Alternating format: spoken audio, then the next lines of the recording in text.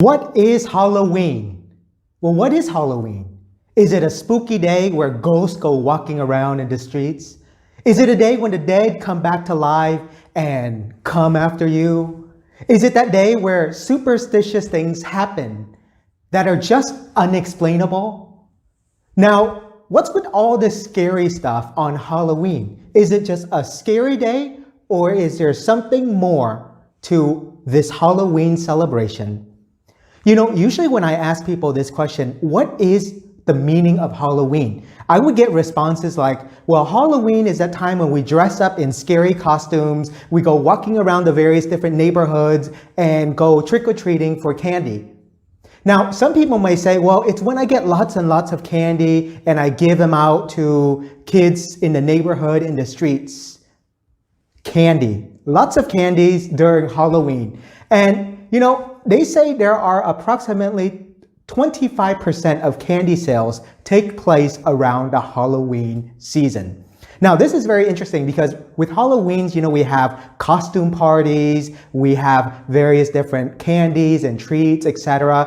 When we go to a Halloween party, for example, we have lots of food, lots of candy, maybe competition for the nicest costumes, and you see various different decorations like jack-o'-lanterns and witches and black cats, spider webs, etc., right? Scary things, supposedly, during this time. And of course, too, you have the pumpkin spice latte. You know, those aren't scary, but as you can see, they all fold into this interesting time, which is Halloween.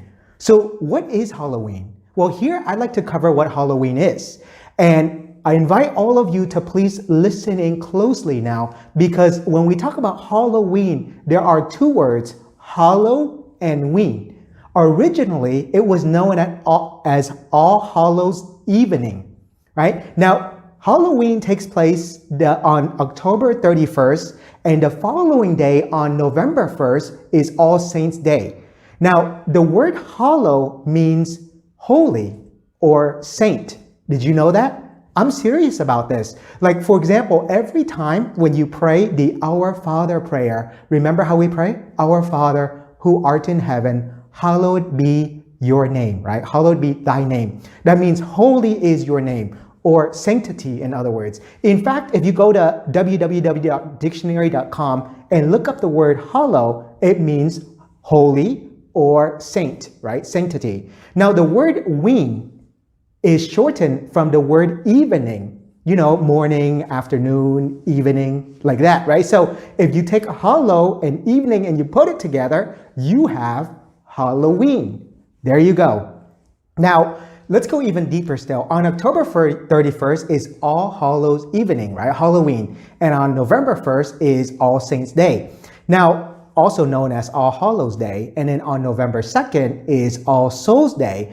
These 3 days together are the Triduum known as All Hallows Tide, right? All Hallows Time, right? All Hallows Mass, like Christmas, right? So these 3 days, established by Pope Gregory III in the 8th century, became popular starting around the 11th century. So you have the evening of All Hallows Day, which is Halloween, then you have All Hallows Day, and then you have the following day, which is All Souls Day. Now comes an important question for all of us.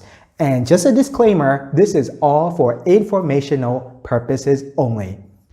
Why is Halloween on the 31st of October every year? Any ideas? Well, feel free to put it in a comment below. But let me share with you why Halloween takes place on the 31st of October. You see, the original celebration of Halloween as a holiday goes way back 2,000 years ago to the ancient Celtic festival known as Samhain, right? Or it's pronounced Samhain. These Celtic people live in modern day Ireland, Scotland, around the Northern Europe area. And for these people, at the end of the harvest season, it's considered at the end of the year, their calendar year, kind of like our calendar year ends on the 31st of December. For them, it ends right around this time, right? The 31st of October. And the following day on November 1st is a new year for them. So these people believe that on the 31st of October marks the end of one season, that is the harvest season, and the start of another season. So the end of the harvest season, the end of summer into winter, right? Marching into winter. And so for these people, during the change between these two, they believe that on the night of October 31st, the boundary between the two worlds, the living and the dead, cross each other, right? They come together. And as a result, the spirits, the ghosts come crawling around, right? And the dead go walking around. And these spirits go around, scare people, cause damage to plants and crops, etc. And so for these people during that time, their celebration is just that time of year when the seasons change. And as a result of the change of the season, it's for them to connect with the other world, right? With the dead. So again, for them, the end of the calendar year is October 31st, after which all the seasons change.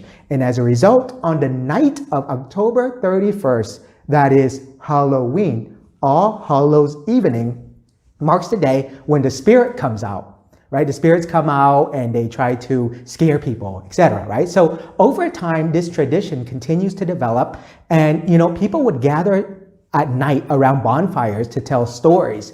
And sometimes they would wear animal skins, right, to disguise themselves so that if ghosts come around, the ghosts think, well, they're just like them, right, just to fool the ghosts, etc. So then they'll just continue to go away, right? And so you see this tradition, it starts here, and over the course of time, it develops, right? It changes, right? There's this evolutionary aspect to it.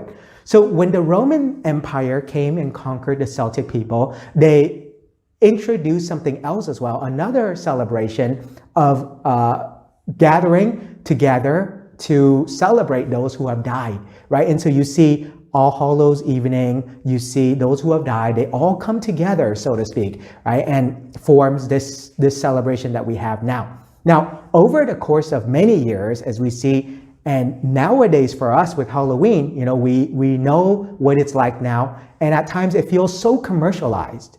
And in the commercialization of Halloween, with all the candies, all the parties, all the festivities, the origin and the history of it becomes disguised. But as you'll see, it all connects together.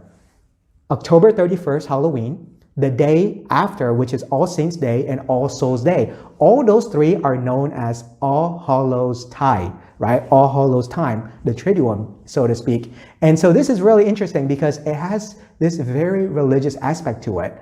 Because as you see, the day after Halloween, we celebrate All Saints Day, those in heaven, and then afterwards we celebrate All Souls Day. So finally, just a couple other things I want to point out with Halloween is, number one, the Celtic people really dress up for Halloween, right? Because they believe ghosts go roaming around and they can ward off the ghosts, right? By wearing their costumes. And so the ghosts would just see them and then go away. Number two, people would sometimes leave treats outside of their house so that the ghosts don't come in and bother them. The ghosts just take whatever they want and then continue. Number three, Halloween, as you see, become so commercialized nowadays.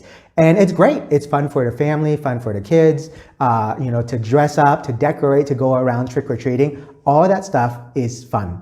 Number four, the various superstitious beliefs that are out there, right? Like black cats or witches turning into black cats, etc. Those are all fun and games. It's superstition and it's just that, right? And number five, Halloween is just a fun day. Enjoy, have fun, and until next time, we'll see you.